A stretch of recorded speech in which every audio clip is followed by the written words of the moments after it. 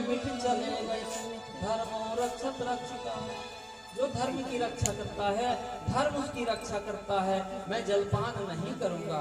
थोड़े समय के पश्चात एक कसाई आया और हरिश्चंद्र को लेने लगा।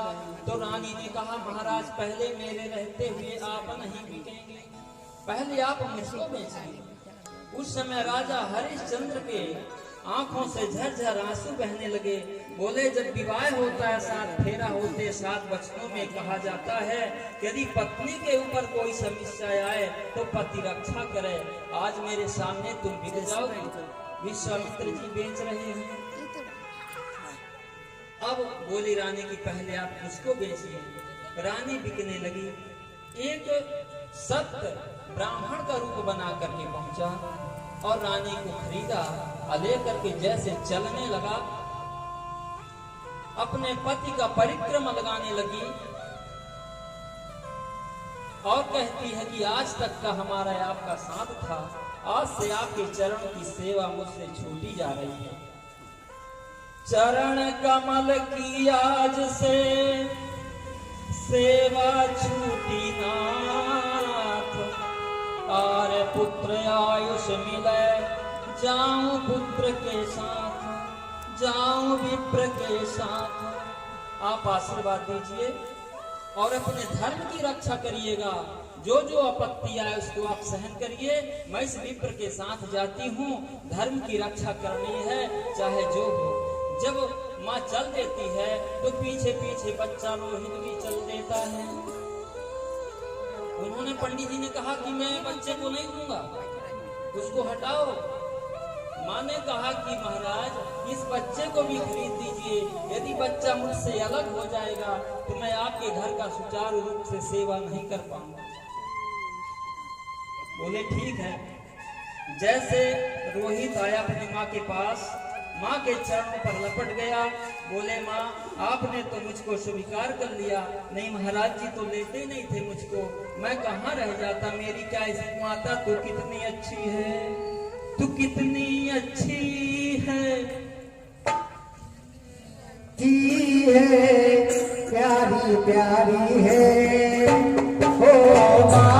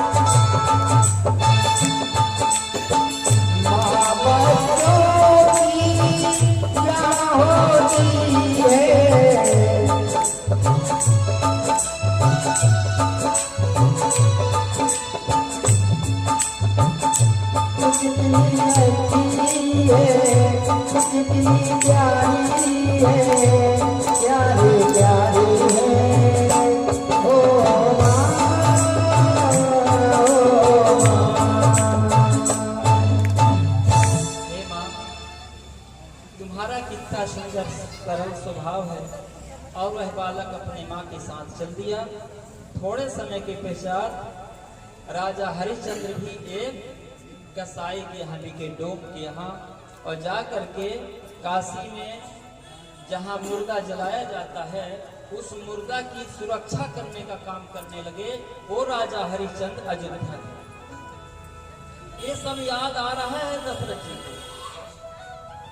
ऐसी ऐसी उनके ऊपर स्थिति आई थी। अब वो जो कलुआ नाम इनका पड़ गया, इनको सत्तू और गुड़ मिलता था खाने के लिए, और जैसे खाने बैठे तो कोई ना कोई आ जाता था कि मुझको भूख लगी है, मुझको भूख लगी है।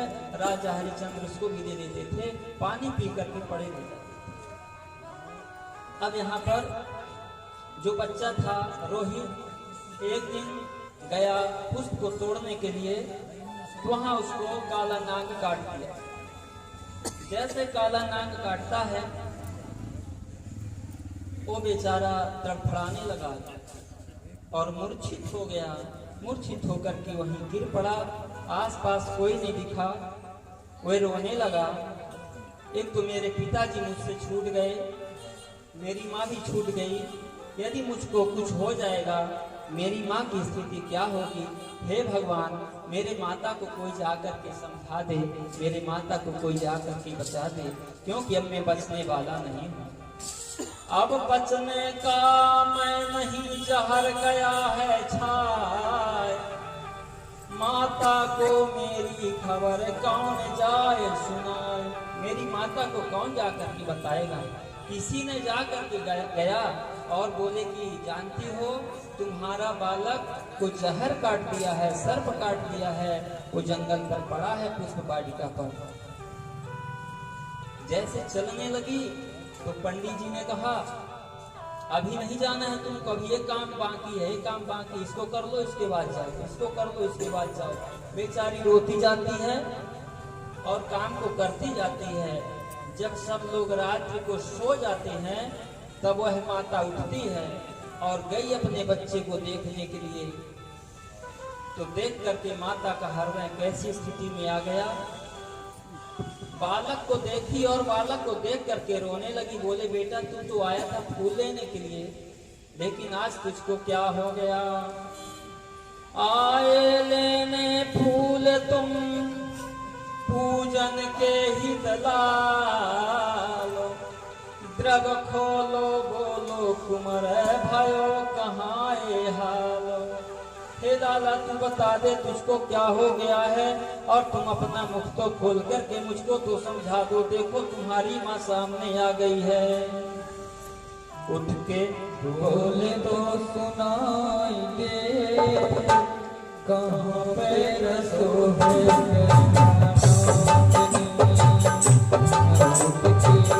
बोले तो सुनाई दे कहाँ पे रसो है।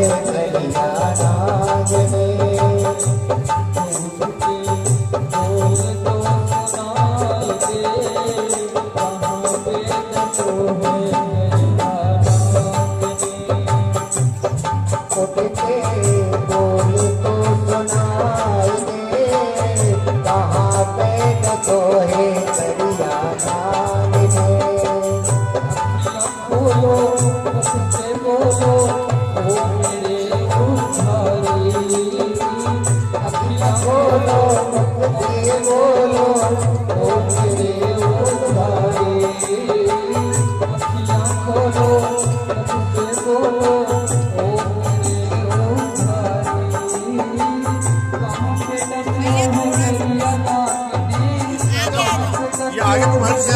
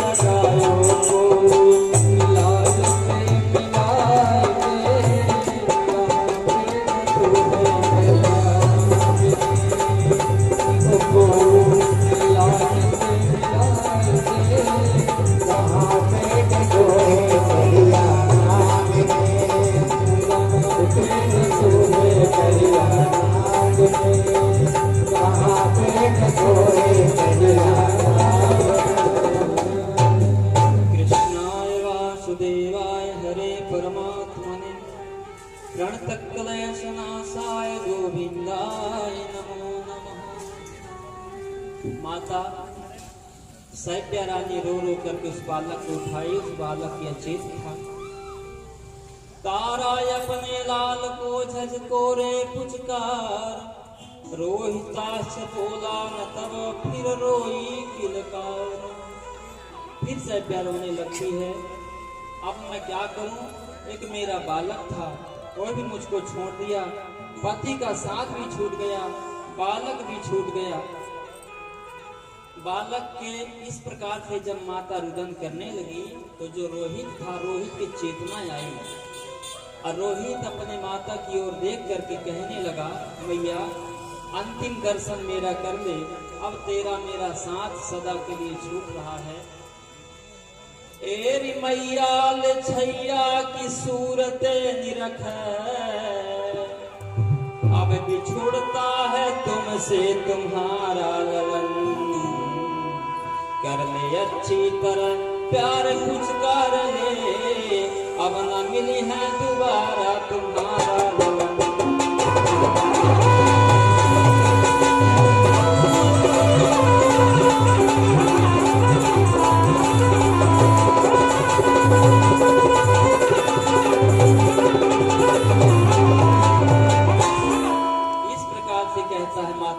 अब मेरे शरीर पर जहर चढ़ गया है, मेरी वाणी शिथिल हो चुकी है।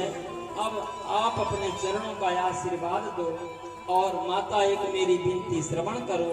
रोहित अपने माता से कहता है, माता अब धीरज को बंधाओ।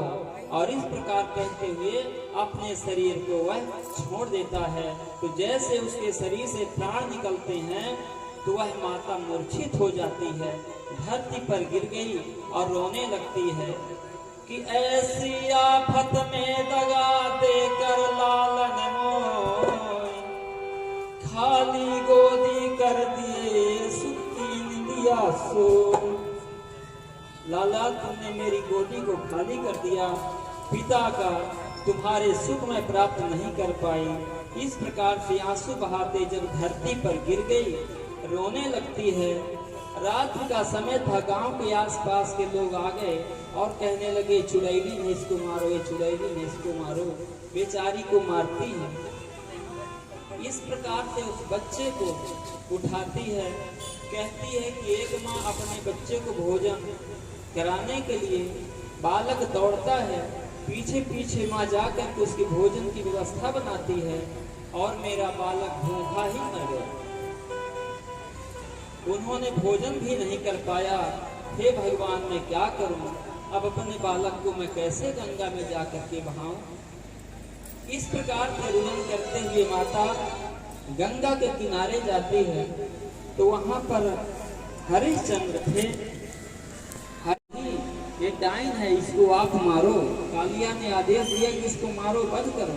तो जैसे वह वध करने का तैयारी करने लगे उसी समय भगवान चतुर्भुज रूप धारण करके प्रकट हो गए। बोले गोपाल कृष्ण भगवान की। बोले, हे राजा हरिश्चंद्र, हम तुम्हारी परीक्षा ले रहे थे कि तुम कितने बड़े सत्यवादी हो। यह कथा हम बहुत छोटे रूप में बताए हैं, देवी पुराण में विस्तार की कथा है, इसलिए बताए हैं कि यह भागवत सिर्फ इसका सप्ताह भी है, नवाह पारायण भी है और एक महीना की भी कथा है, मास पारायण भी है। इस कथा का अंत नहीं है। ये कथा जो हो रही है हम थोड़ा विस्तार से बोल रहे हैं, इसलिए इस प्रकार से आप लोगों को श्रवण करने को मिलता है। यही बात राजा हरिश्चंद्र की बात को दशरथ के दिमाग पर बात बैठे। कहने का मतलब हमारा ये, जब विश्वामित्र जी को देखे तो पूरी राजा हरिश्चंद्र की यह लील दृश्य उनके सामने आ गया कि राजा हरिश्चंद्र के ऊपर तो इतनी आपत्तियां आई थी, क्या कुछ बाकी रह गया था कि फिर राम को लेने के लिए आ गए। इसलिए जो भी महाराज हो जाए मैं सब कुछ करने को तैयार हूं, लेकिन मैं राम को नहीं दे सकता। अब समझाने लगते हैं, बार बार वशिष्ठ जी समझाते हैं। तब वशिष्ठ बहुविधि समझावा, बहुत प्रकार से समझाते हैं और कहते हैं, जानते हैं ये राम जी कौन है? ये राम जी रत्न है, मंगल सूत्र है। और ये मंगल सूत्र कब पहना जाता है? जब विवाह के समय मंगल सूत्र पहना जाता है। वशिष्ठ जी बहुत ज्ञानी हैं, विश्वामित्र भी बहुत ज्ञानी है। और एक ज्ञानी विश्वामित्र हैं और एक ज्ञानी दशरथ जी हैं। दशरथ जी का ज्ञान समझ में आ गया, पूरा समझ गए, देख लिए, इसलिए वो देना नहीं चाहते। और विश्वामित्र जी उस अपने ऋण से उद्धार होना चाहते हैं, तो राम जी को मांग रहे हैं, देना नहीं चाहते और बिना राम जी को लेकर के जाना नहीं चाहते। बार बार कहते हैं हम इनको ले जाएंगे। वशिष्ठ जी समझाते हैं, महाराज आप हमारी बात को माने, आप इनको दे दीजिए। बोले मैं नहीं दे सकता। तब विश्वामित्र जी प्रसन्न हो गए। वाल्मीकि में लिखा है कि विश्वामित्र जी नाराज हो गए, थोड़ा सा नाराज इसलिए हो गए कि तुम्हारे कुल में आज तक किसी ने इनकार नहीं किया, माना नहीं किया कि हम नहीं देंगे, इसलिए नाराज हो गए। और तुलसीदास जी लिखते हैं कि हृदय हरस माना मुनि ज्ञानी, वो प्रसन्न हो गए। वो इसलिए प्रसन्न हो गए कि धन्य वह प्राणी जो अपने राम को नहीं देना चाहता। आज के समय में राम को लेना कौन चाहता है?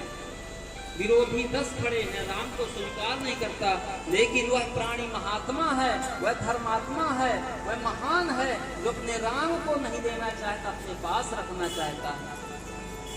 आज विश्वामित्र जी प्रसन्न हो गए और कहते हैं ठीक है, मैं जबरन लेने नहीं आया और मैं जबरदस्ती लेकर के जाऊंगा, आप जब देंगे तभी मैं लेकर के जाऊंगा। लेकिन राम जी को सामने जब देखे, देखते रह गए, बड़े प्रसन्न हो गए। बार बार राम जी की ओर देखते हैं, लक्ष्मण की ओर देखते हैं, उनका मन ही नहीं भरता है। अवलोकन करते हैं, राम जी को कहते हैं, राम जी आप खड़े होकर के मुस्कुराते हो तो मुझको यहाँ से जाने का मन ही नहीं पड़ता। मेरे राघव तन के मुस्कुरा दो, मेरे तरफ खड़े होकर के थोड़ा हंस दो, बस मैं प्रसन्न होकर के चला जाऊंगा, क्योंकि राजा के यहाँ श्राप दे के नहीं जाऊंगा। मेरे राघव तन के मुस्कुरा दो, दर से दिखला दो, नयन माने नहीं, सीता राघव तन के मुस्कुरा दो। हे राम थोड़ा हंस दो, प्रसन्न कर दो, मैं बस चला जाऊंगा। राजा दशरथ से कहते हैं कि हे राजन, आपको चिंता करने की कोई आवश्यकता नहीं, अब मैं राम जी को नहीं ले जाऊंगा, क्योंकि किसी के बिना मन का यदि कोई धन भी लेता है, संपत्ति लेता है, दान लेता है, वो कभी फलता नहीं है। वही फलता है जो प्रेम पूर्वक आदमी किसी को दे, तो मुझको फलीभूत नहीं होगा। इसलिए एक काम करिए, आप यहीं पर एक कुटिया बनवा दीजिए सरजू के किनारे, और सरजू के किनारे कुटिया बनवा देंगे, उसी में मैं रहा जाऊंगा। और रामचंद्र जी जब आएंगे ना सरजू में स्नान करने के लिए, उनका दर्शन कर लिया करूंगा। अभी मैं ये सोच रहा था कि विश्व के कल्याण के लिए मैं यज्ञ करता, आपकी इच्छा नहीं है तो ठीक है। तो विश्वामित्र जी कहते हैं, ए हो महाराज, ए हो महाराज, ताजो सो गया विशाल सब, सरजू के किनारे एक कुटिया बनवाइए, मैं भी करूंगा भजन, जग का संकल्प छोड़, राम के बिना शून्य आश्रम न जाऊंगा। सरजू के किनारे आवेंगे राम स्नान है, राम जी को स्नान करने सरजू ही आएंगे, तो आवेंगे स्नान हेतु सरजू के किनारे राम, तो राघव को झांकी झांकी लोचन सुख पाऊंगा। ए हो महाराज, मैं अपने राम जी को बस अपने कुटिया से निहार लिया करूंगा और इसके पश्चात अपने कुटिया में चला जाऊंगा। रामचंद्र जी को स्नान करते देखूंगा, उनको गंगा जी में आते हुए, सरजू में आते जाते देखूंगा, और जब मन नहीं भरेगा तो जहां उनके चरण रज रखे जाएंगे उन्हीं को उठा करके मस्तक पर लगा लूंगा, मैं धन्य हो जाऊंगा, नहीं करूंगा जब। इतनी बातें सुनते हैं वशिष्ठ जी, तब समझाने लगते हैं, इक्ष्वाकु प्रणाम कुले जात साक्षात धर्मवा पर, व्रते मानसो व्रत श्रीमान ना धर्मरात्मं सति।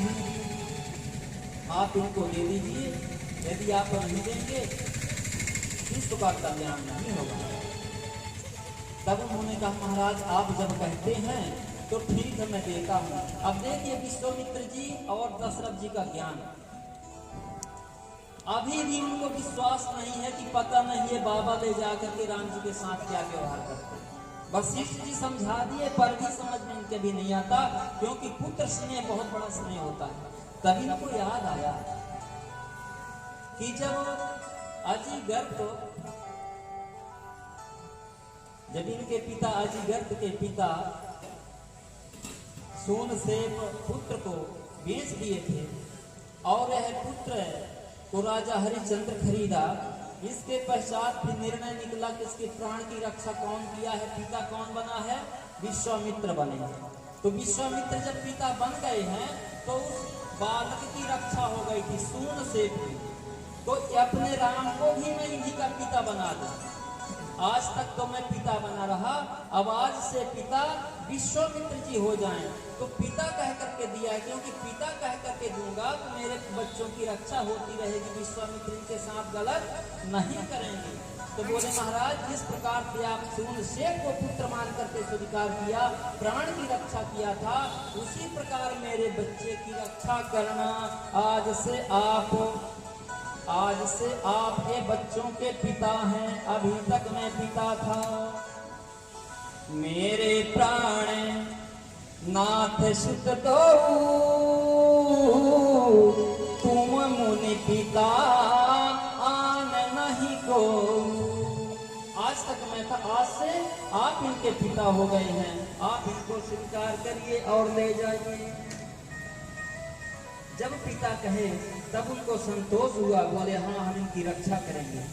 बोले राम जी कौन हैं? राम रत्न महाम वंदे चित्रकूट पतिम हरिम कौसल्या सुतम रामम जानकी कंठ भूषणम। ये राम जी क्या है? राम रत्न महाम वंदे, महान रत्न है रामचंद्र जी।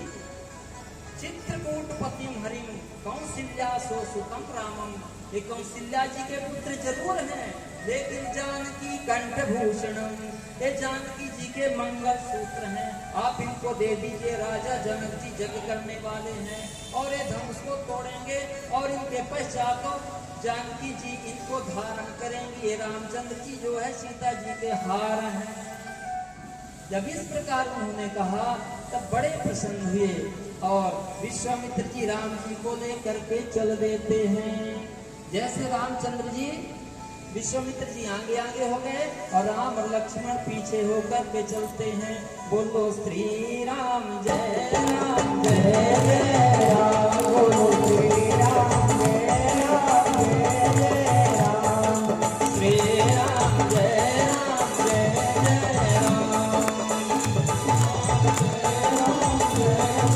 राम, श्री राम जय राम जय जय राम, श्री राम जय राम जय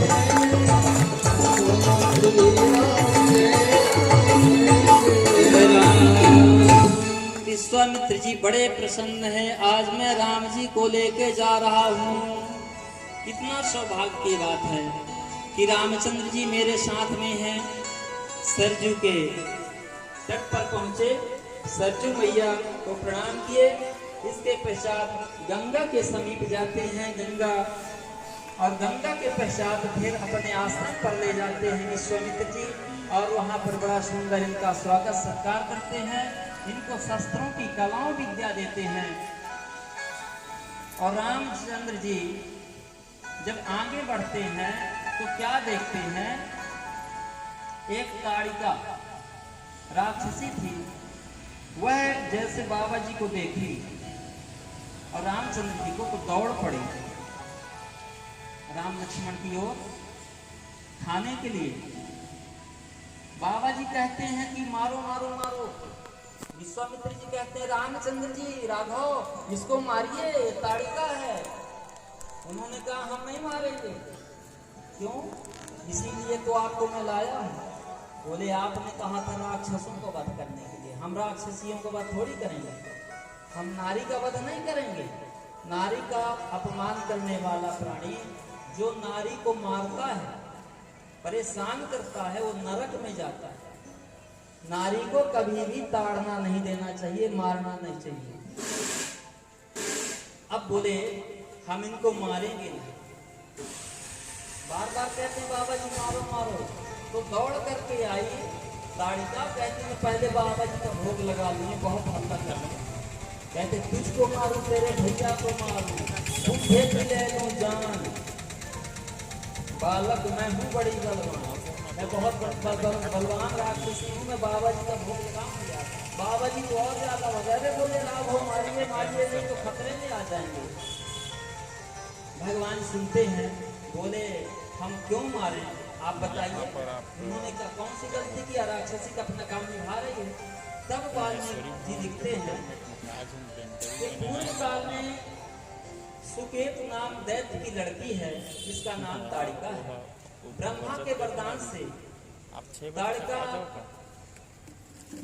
का यह कैसा सुंदर पहले स्वरूप था, लेकिन महात्माओं ने इसको श्राप दे दिया था और श्राप के कारण इसका कुरूप हो गया है।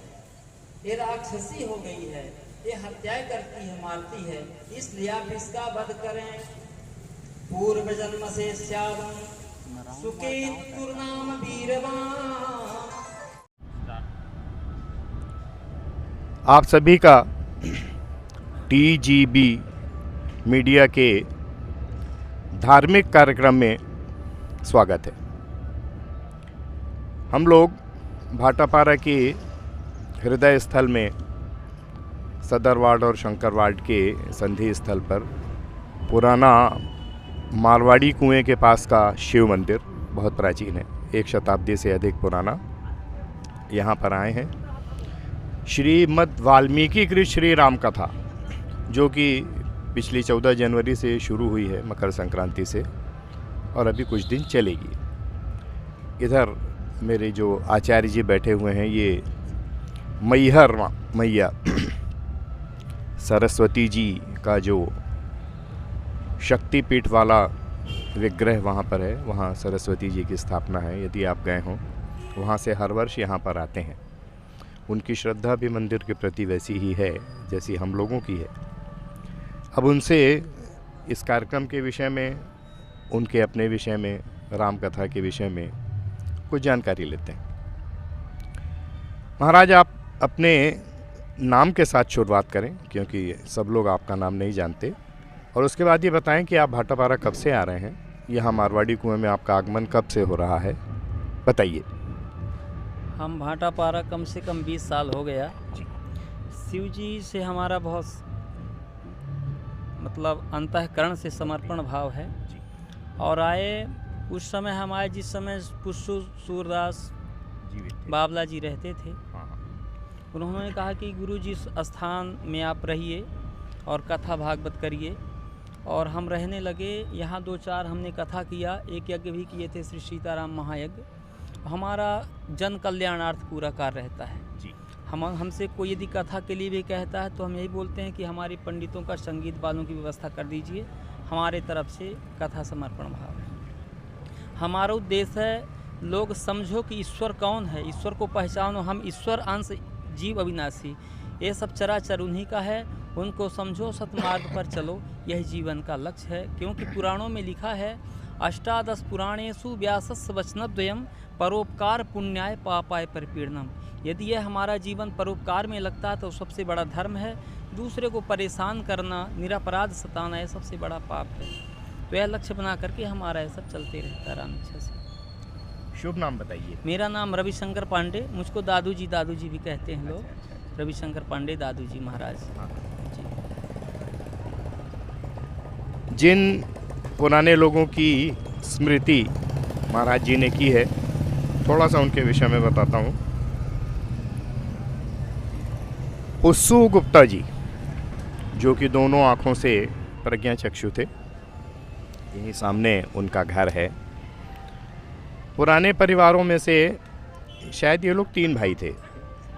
लुस्सू हलवाई के नाम से प्रसिद्ध हुए उनके मझले भाई, और उनसे छोटे शंभू दयाल जी गुप्ता। शंभू दयाल जी गुप्ता यहाँ पर मंदिर में अंतिम समय तक के रहे, लगभग 50 वर्षों तक। तो हम लोग ही उनको देख रहे थे, उससे पहले भी वो यहाँ पर थे।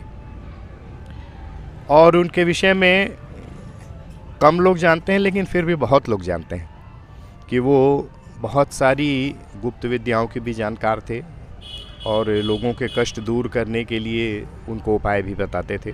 पुस्सु, इसलिए उनको पुस्सु सूरदास के नाम से जो ख्याति मिली वो मंदिर के जरिए मिली। बावला जी का जो जिक्र किया उन्होंने, बावला जी यहाँ पीछे रहते थे। अभी भी उनके नाती शिव बावला जी जो हैं वो यहाँ मंदिर में सेवा करते हैं, सभी कार्यक्रमों का आयोजन करते हैं। इस कार्यक्रम के आयोजन में भी उनकी अपनी भूमिका है। महाराज जी, आप ये बताएं कि ये कथा आपकी यहाँ कितने दिनों तक चलेगी? अभी आप वाल्मीकि रामायण के कौन से खंड में पहुँचे? हमारी कथा 14 जनवरी से शुरू हुई है। 7 दिवसीय कार्यक्रम हमने रखा है। रामचरितमानस और वाल्मीकि दोनों से जनता को समझाने के लिए, क्योंकि वाल्मीकि संस्कृत शब्द है, हर व्यक्ति नहीं समझ पाएगा, तो रामायण का प्रमाण दे दे करके और भक्तों को जागृत किया जाता है कि भगवान ने किस प्रकार से मर्यादा की स्थापना की है।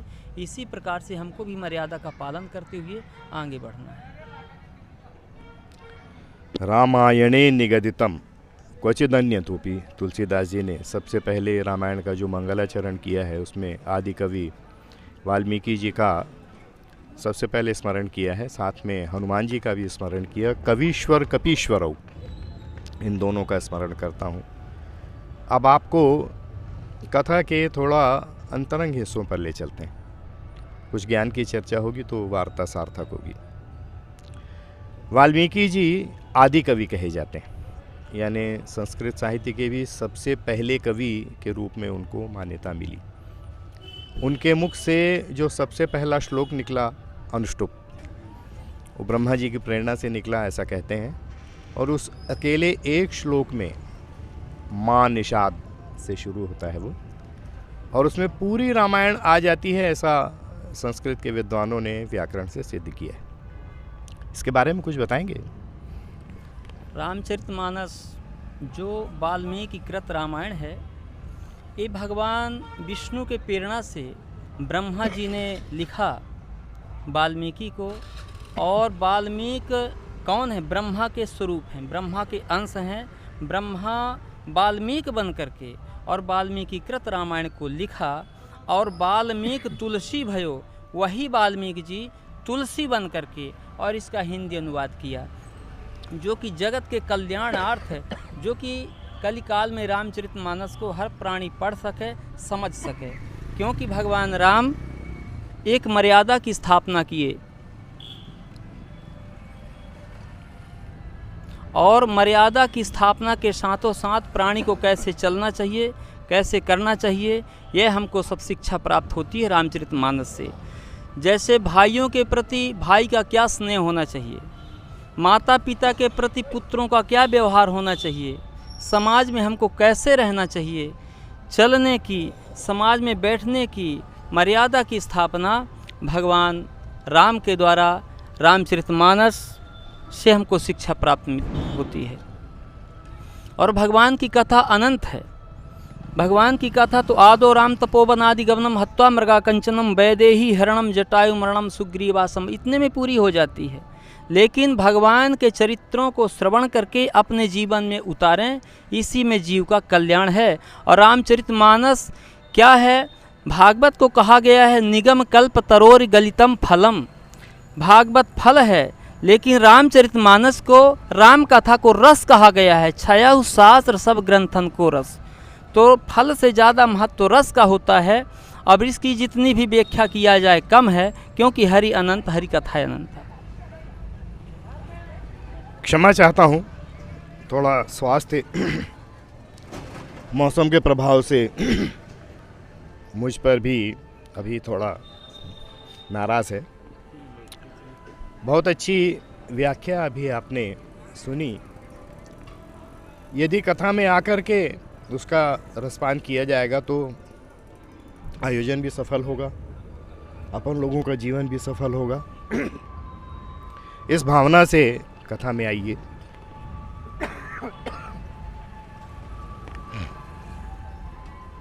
तुलसीदास जी की रामायण और वाल्मीकि जी की रामायण, दोनों में 7-7 खंड हैं,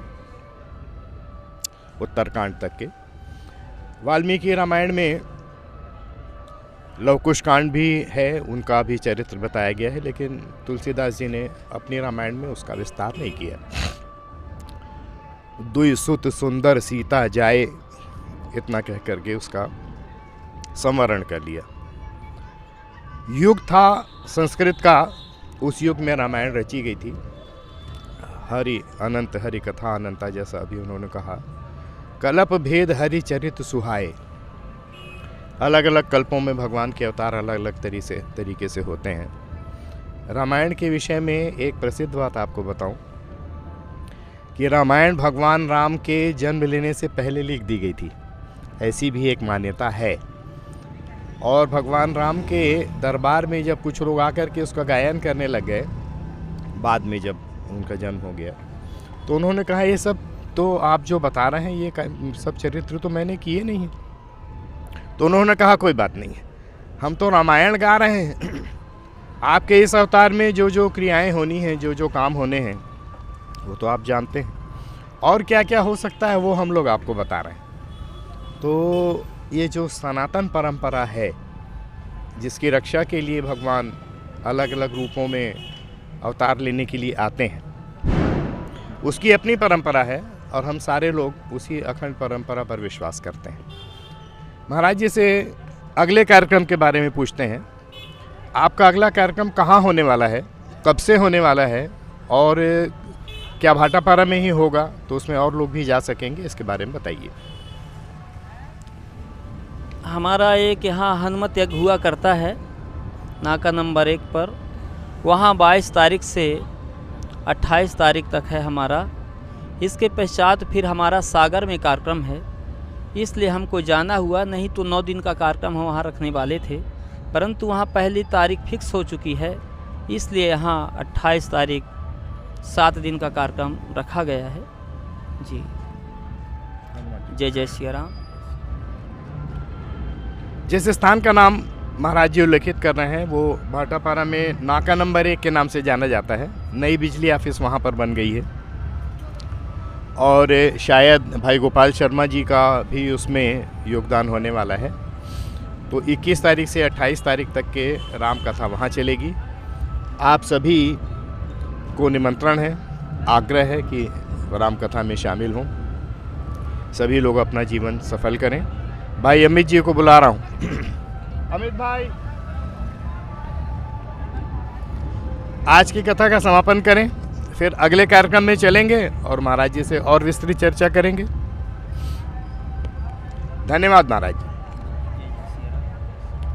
LIC, जिंदगी के साथ भी, जिंदगी के बाद भी।